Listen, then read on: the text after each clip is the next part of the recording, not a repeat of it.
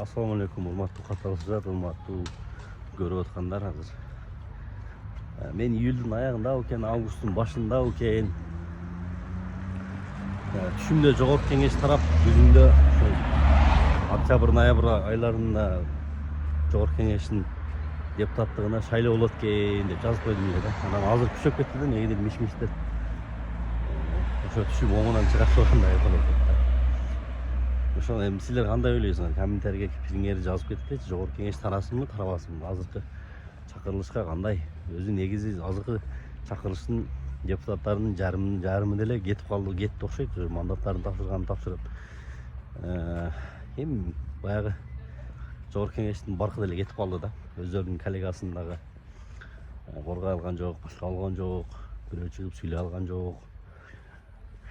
Кээ бирин соттоп алса, кээ бири өзүнүн ыктыяры менен тапшырып берди дегендейчи. Анан эми жеке менин оюма келсе, мындай жогорку кеңештен көрө таратып эле салган жакшы. Анан Facebook'та кээ бир комментарийлерин жазып атышат.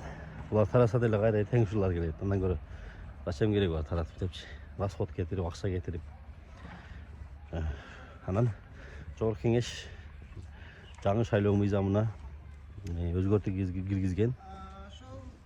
Анан ал боюнча өлкө башы президент Садыр Жапаров да кол койгон ал жаңы мыйзамга.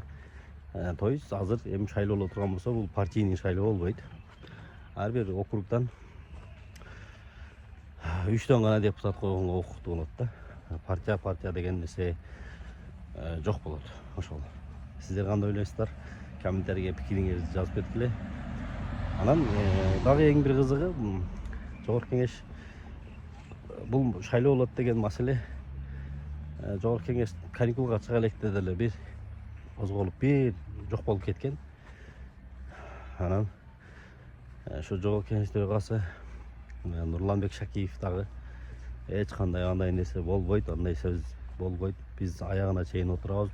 Бардыгы сүйлөшүлгөн, дейилген деген.